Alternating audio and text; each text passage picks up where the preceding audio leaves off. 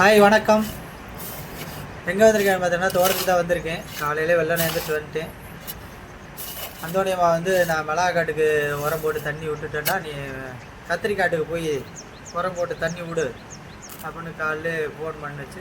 சரி, எனக்கு 6 மணி 6:30 எழுந்திரிச்சு வந்துட்டேன். பார்த்தோன்னா உரம் போட்டுக்கிட்டு இருக்கேன். எல்லா பார்த்துக்கும் போட்டு தான் தண்ணி விட்டுக்கிட்டு இருக்கிறேன். நிறையா போட வேண்டியது இருக்குது. கத்திரிக்காடு ஃபுல்லாகவே போடாமல் வச்சுருக்குது அம்மா. அதோட அங்கிட்டன்னு உரம் போட்டால் தான் நல்லா வளர மாட்டிருக்குது. நல்லா அந்தோனியம்மா சொன்னிச்சு. சரி, நானும் போட்டுக்கிட்டு இருக்கேன். ஒவ்வொரு செடிக்கடியிலையும் போட்டு பரவலாக இருக்கா செடிக்கு. நெட்டாக இருக்க செடிகளெல்லாம் பார்த்தோம்னா வரிசையாகவே வாய்க்காலே போட சொன்னிச்சு. போட்டுட்டேன்.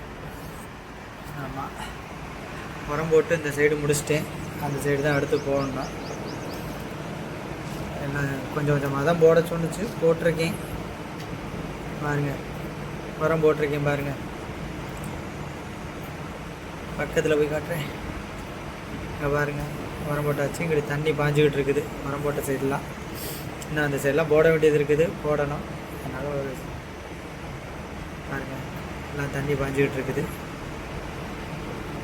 ஓகே, பாய். பிடிச்சிருந்துச்சுன்னா ஃபாலோ பண்ணுங்கள், லைக் பண்ணுங்கள், கமெண்ட் பண்ணுங்கள். ஓகே, பாய்.